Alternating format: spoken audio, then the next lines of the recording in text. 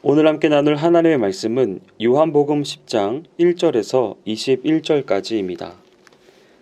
본문의 비유는 다분히 선한 목자 되신 예수님께 초점이 맞추어져 있습니다. 즉, 본 비유는 믿는 자인 양을 위해 전적으로 희생하시는 예수님의 사역과 품성을 묘사하고 있습니다. 그러나 이것만 강조하다 보면 본문의 온전한 뜻을 드러낼 수 없습니다.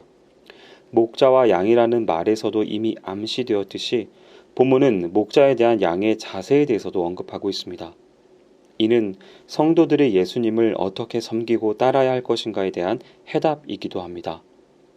이제 여기에서는 목자에 대한 양의 자세를 살펴봄으로써 오늘을 살아가는 성도들이 주님을 어떻게 좇으며 생활해야 하는지에 대한 지침을 얻고자 합니다. 첫째, 목자를 알아야 합니다.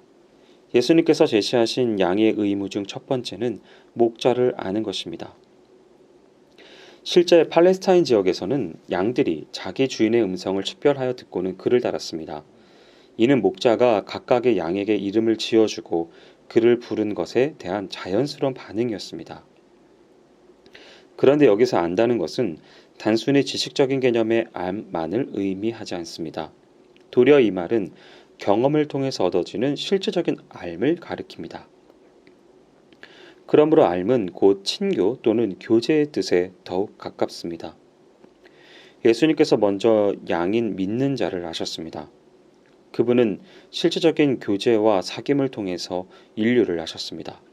즉, 예수님은 죄악된 인간의 삶에 개입하시고 그들과 동일한 고통을 겪으심으로 인간을 이해하고 긍휼히 여기사 구원을 이루신 분입니다.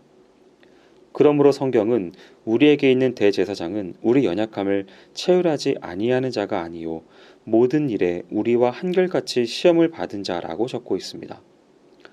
주께서는 친히 우리의 전 삶을 생생히 꿰뚫어 익히 알고 계시기 때문에 또한 우리들로 하여금 자신을 알기를 원하십니다.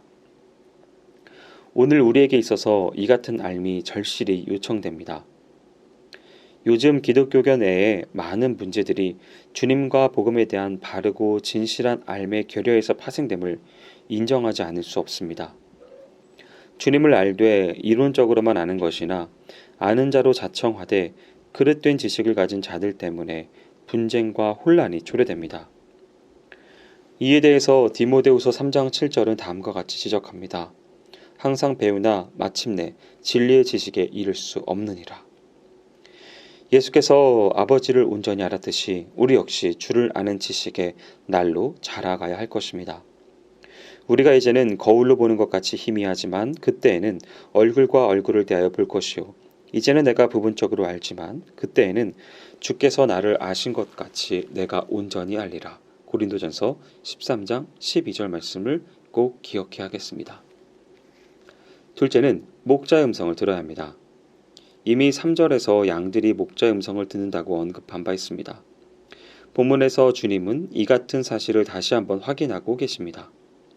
아는 것과 마찬가지로 듣는 것은 단순한 청각작용만을 의미하지 않습니다. 왜냐하면 실제 구약 이스라엘 백성들은 하나님의 계명과 죄에 대한 지속적인 경고의 음성을 들었음에도 불구하고 그것을 거부했기 때문입니다. 그러므로 여기서 말하는 듣는 행위는 믿음을 전제한 상태에서 주님의 음성을 받아들이는 것을 뜻한다고 하겠습니다.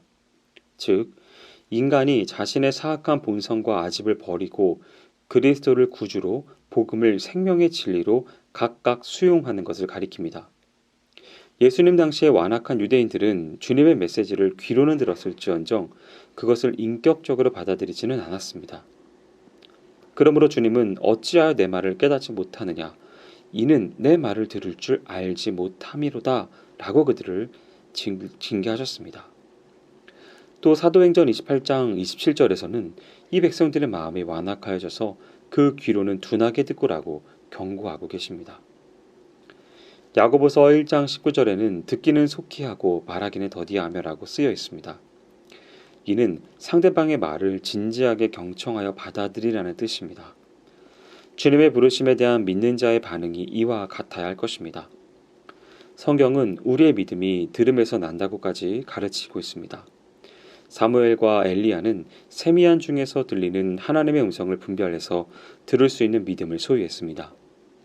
그리스도께서는 지금도 천국 복음을 선포하시면서 들을 귀 있는 자는 들으라 라고 말씀하십니다. 세상의 탕류 속에서 목자의 음성을 분별해서 알아듣고 그를 좇는 삶이 우리에게 요청됩니다. 마지막으로 목자를 좇아야 합니다. 양이 최종적으로 취할 바는 목자를 좇는 것입니다.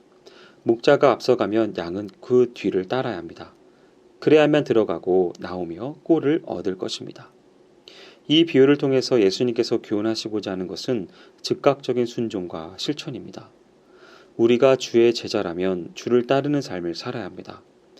나를 좇으라. 이것이 제자들에게 주어진 예수님의 첫 음성이었음을 기억해야 할 것입니다. 또한 아무든지 나를 따라오려거든 자기를 부인하고 날마다 제 십자가를 지고 나를 좇을 것이니라 라고도 하셨습니다. 그러므로 그리스도를 따르는 삶은 잡기, 포기와 더불어 희생이 전제되어야 함을 알 수 있습니다. 많은 사람들이 이 점에서 실패합니다. 가룟 유다를 위시한 많은 주님의 제자들이 실패한 이유도 여기에 있습니다. 그들은 단순히 주님과 같이 있고 동일한 경험을 나누는 것을 제자가 되는 것, 곧 따르는 삶을 사는 것으로 착각하였습니다. 이는 그리스도를 단순히 추종하는 것에 그칠 뿐입니다.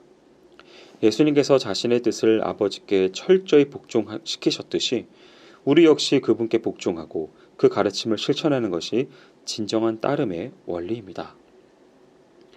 사랑하는 성도 여러분, 흔히 교인은 많지만 예수를 따르는 자는 적다고 합니다. 이는 목전의 명리에 연연해 하며 내 자신에게는 희생과 고통이 조금이라도 돌아오는 것을 거부하는 얄팍한 신앙 세태를 반영한 것입니다. 세속의 그럴듯한 것들 앞에 선 우리들에게 주님께서는 너희도 가르느냐? 라고 물으십니다. 주님을 따르는 것에는 영광과 더불어 고난이 필수 불가결함을 기억해야 할 것입니다.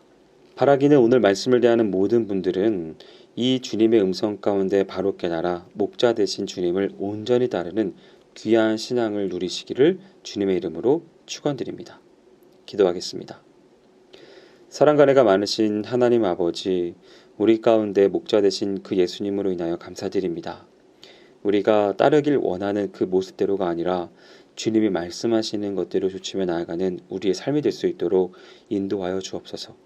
그래서 목자 되신 예수 그리스도를 온전히 알아 그분의 음성을 듣고 그분을 좇으며 나아가는 귀한 신앙의 삶으로 나아가도록 인도하여 주옵소서.